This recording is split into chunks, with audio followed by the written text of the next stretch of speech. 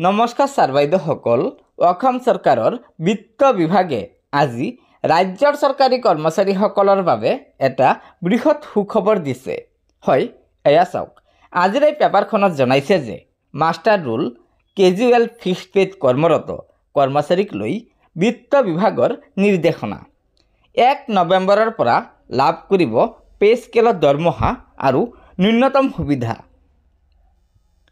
Master roll casual আৰু fixed পে'ত ৰাজ্য চৰকাৰৰ বিভিন্ন বিভাগত কাম কৰি থকা কৰ্মচাৰীসকলৰ বাবে কেবিনেটৰ সিদ্ধান্তৰ আধাৰত ৰাজ্যৰ বিত্ত বিভাগে জাৰি কৰিছে এক বৃহৎ নিৰ্দেশনা।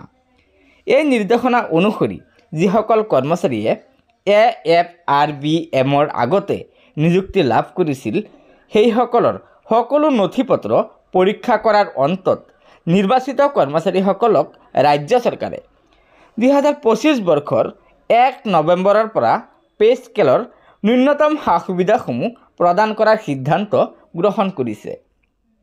সেই অনুসৰি এইসকল কৰ্মচাৰীয়ে প্ৰতি মাহে 15,900 টকা দৰমহা লাভ কৰাৰ লগতে মৰ্গীয়া বানচৰ সুবিধা লাভ কৰিব। ইয়াৰ বাহিৰেও প্ৰতি মাহে 600 টকা মেডিকেল ভাত্তা, 50% ঘৰ ভাড়া আৰু 3% বছৰেকীয়া বৃদ্ধি লাভ কৰিব। বিত্ত বিভাগে সকলো বিভাগকে নিজৰ বিভাগৰ নিৰ্দিষ্ট কৰ্মচাৰীৰ ভিত্তিত বাজেট দাখিল কৰিবলৈ নিৰ্দেশ দিয়াৰ লগতে প্ৰতিজন কৰ্মচাৰীৰ বিপৰীতে এটা ইউনিক আইডেণ্টিটি সৃষ্টি কৰিবলৈ নিৰ্দেশ দিছে।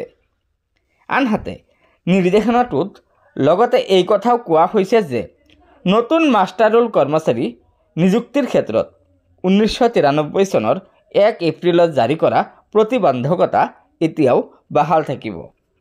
গতিকে ছাৰ বাইদেউসকল, এয়া নিশ্চয় ৰাজ্যৰ বিভিন্ন বিভাগত কাম কৰি থকা মাষ্টাৰ ৰোল কেজুৱেল ফিক্সড পে'ৰ কৰ্মচাৰীসকলৰ বাবে অসম চৰকাৰৰ বিত্ত বিভাগে আজি এটা বৃহৎ সুখবৰ দিছে। কিয়নো এইসকল কৰ্মচাৰীয়ে ন্যূনতম পে স্কেলত দৰমহা লাভ কৰিব, লগতে ডিএৰ সুবিধা লাভ কৰিব, চিকিৎসা ভাত্তা লাভ কৰিব আৰু 50% ঘৰ ভাড়াৰ সুবিধাও লাভ কৰিব। গতিকে ছাৰ বাইদেউসকল, লগৰ বন্ধুবৰ্গক এই ভিডিঅ'টো শ্বেয়াৰ কৰি আজিৰ এই সুখবৰটো জনাই দিব আৰু নতুনকৈ অহা ছাৰ বাইদেউসকলে অনুগ্ৰহ কৰি আমাৰ এই চেনেলটো ছাবস্ক্ৰাইব কৰি ল'ব। ধন্যবাদ। জয় আই অসম।